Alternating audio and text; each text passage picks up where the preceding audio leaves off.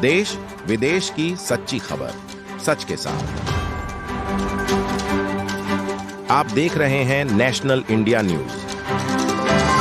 North Bengal के सिलीगुड़ी शहर पर भाजपा द्वारा पूर्व प्रधानमंत्री अटल बिहारी वाजपेयी की 100वीं जन्म जयंती मनाई गई।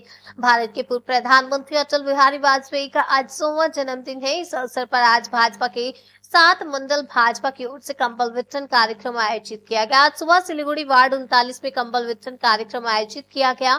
साथ ही आज तुलसी पूजन दिवस है और इस अवसर पर तुलसी के पौधे बांटे जाते हैं। कम से कम 200 कंबल वितरण किए गए और डाबग्राम फुलबाड़ी की विधायिका शिखा चटर्जी और अन्य भाजपा नेता भी मौजूद रहे।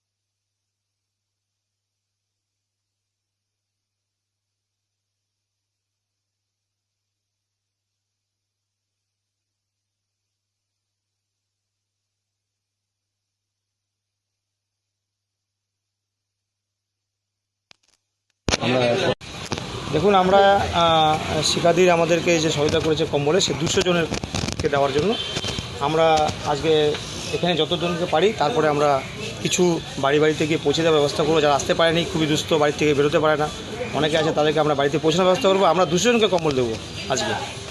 তার সাথে আমাদের 100 মতন তুলসী চারা বিতরণ হবে, যেটা আমাদেরকে সহযোগিতা করেছেন আমাদের জিতেন্দ্রদা।